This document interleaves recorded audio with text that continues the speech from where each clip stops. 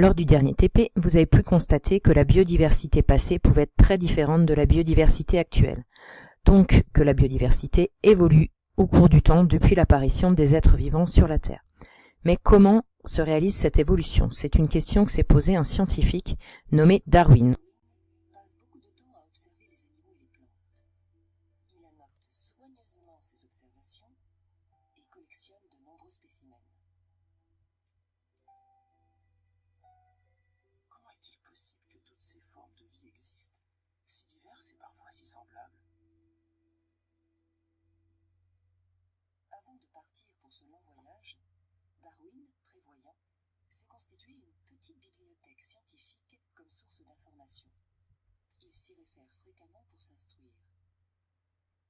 Un ouvrage emblématique propose un système de classification de toutes les espèces. Les animaux y sont classés en groupes selon des critères anatomiques. Darwin constate que cette classification n'est pas toujours cohérente. Ainsi, dans la première édition de cet ouvrage, Linné classe les baleines dans le groupe des poissons, alors que dans la 10e édition, les baleines sont classées chez les mammifères. Effectivement, les baleines mères allaitent leurs petits. Et, par ailleurs, contrairement à la plupart des animaux aquatiques, ces géants des océans remontent à la surface de l'eau pour respirer.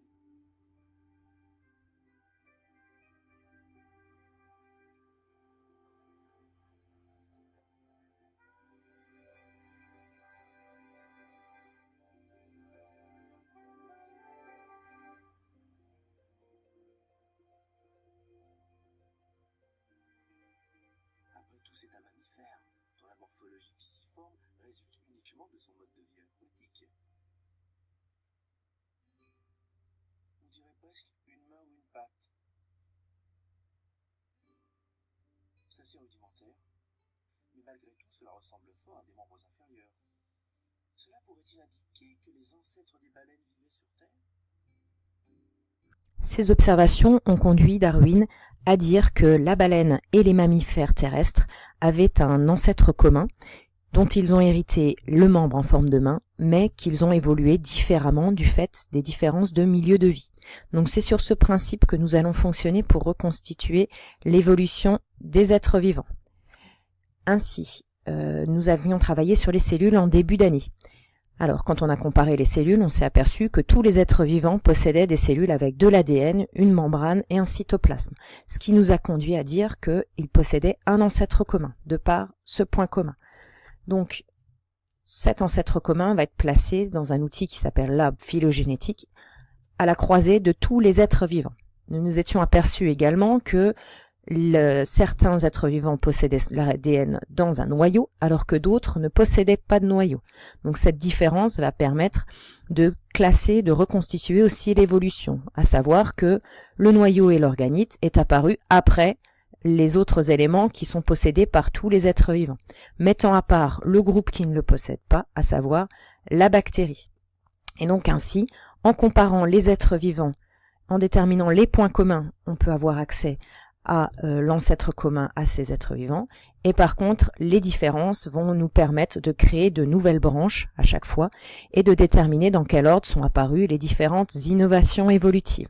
Donc c'est sur ce principe que nous allons nous baser pour restreindre notre étude à l'évolution d'un groupe qui est le groupe des vertébrés. Donc ces vertébrés sont constitués de 5 classes actuelles, les mammifères, les oiseaux, les poissons, les amphibiens, les reptiles. Qu'est-ce que nous savons de ces groupes?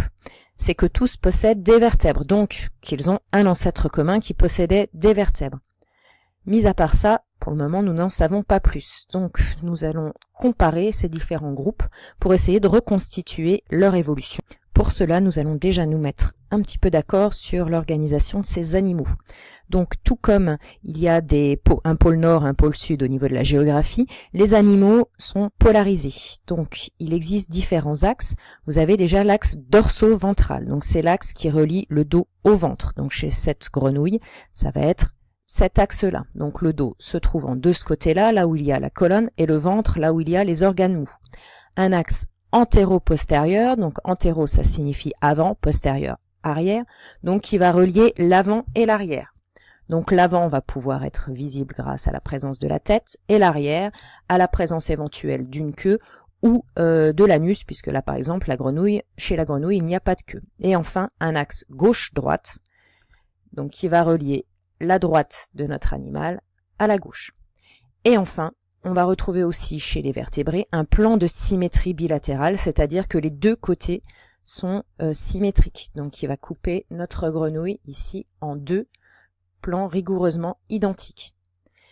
Donc ces éléments étant placés, vous allez pouvoir continuer la prochaine fois à comparer ces vertébrés pour reconstituer l'évolution de ce groupe. Bon courage!